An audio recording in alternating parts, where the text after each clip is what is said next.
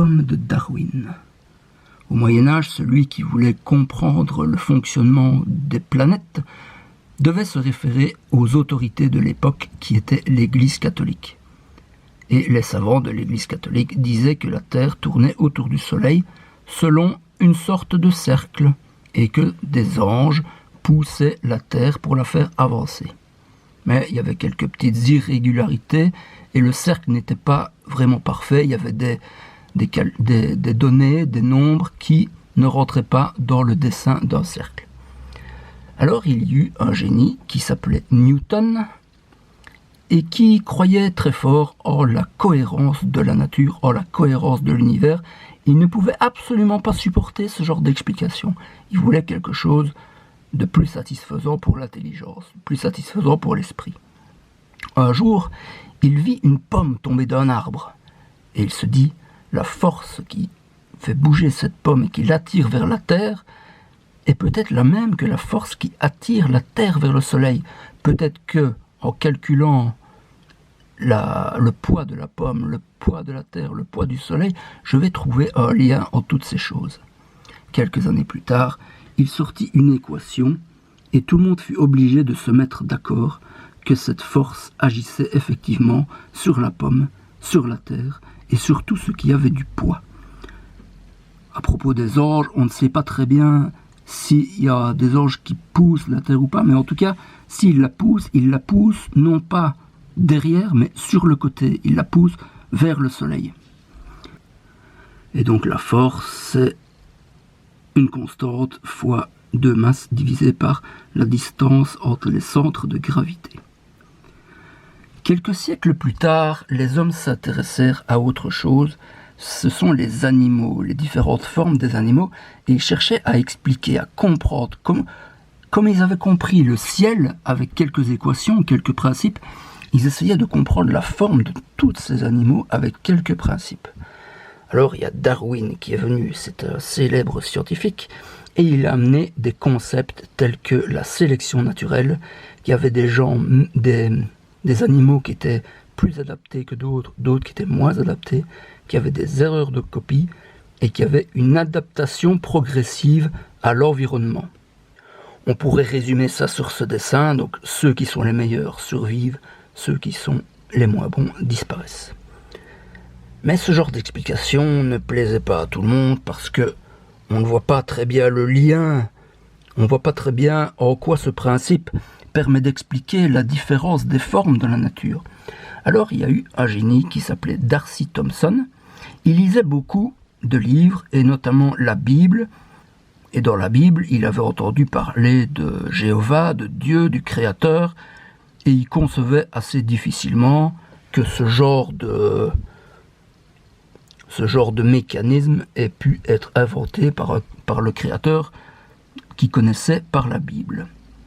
Donc ça lui semblait un peu ridicule et il n'y croyait pas beaucoup.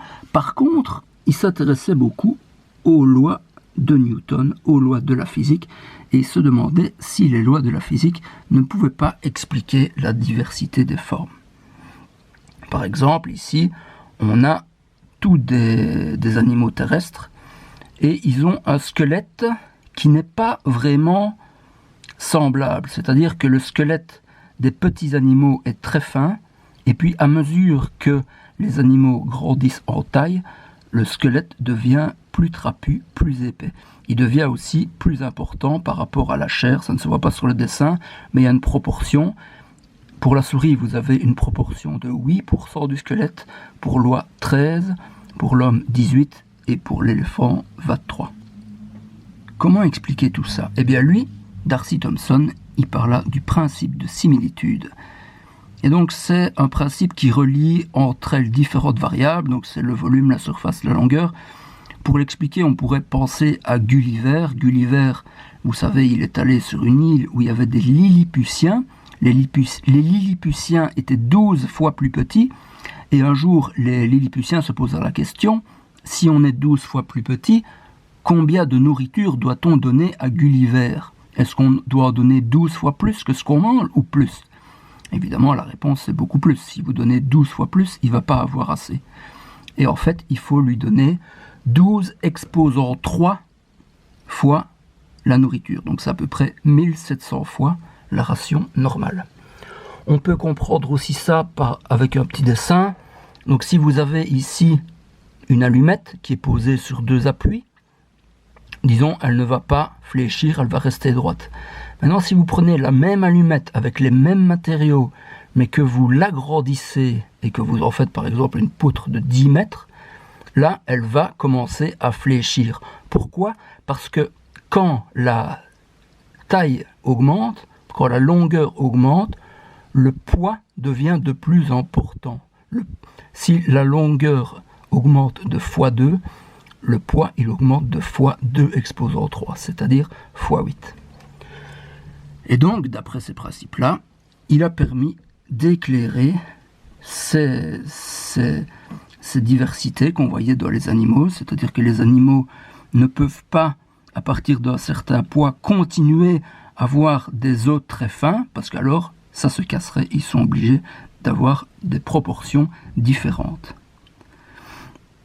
Et alors, dans la mer, qu'est-ce qui se passe ? Dans la mer, vous n'avez pas ce phénomène, vous avez par exemple ici un marsouin et là une baleine, et les proportions du squelette sont les mêmes. Pourquoi ? Parce que dans la mer, la force de la gravité, la force de Newton, ne s'exerce pas. Elle est contrebalancée par la poussée de l'eau dans l'autre sens. Alors que les principes darwiniens de sélection naturelle, de meilleurs, moins adaptés, n'expliquent rien ici, les principes de la physique, par contre, expliquent. Donc, Dieu agit probablement non pas avec cette loi-ci, mais à d'autres lois qui sont plus simples et qui permettent de mieux comprendre. J'aime bien cette histoire parce qu'elle nous dit pourquoi le monde a besoin que les croyants fassent de la science. Les textes sacrés leur donnent une conviction qui est très utile pour tous. La conviction que l'univers est cohérent. Guidés par leur foi inébranlable en la profonde cohérence de la nature, ils aident l'humanité à se débarrasser progressivement de toutes les mythologies inutiles qui nous emprisonnent, et ils aident l'humanité à comprendre toujours mieux les mécanismes qui sous-tendent l'univers. D'Arcy Thompson.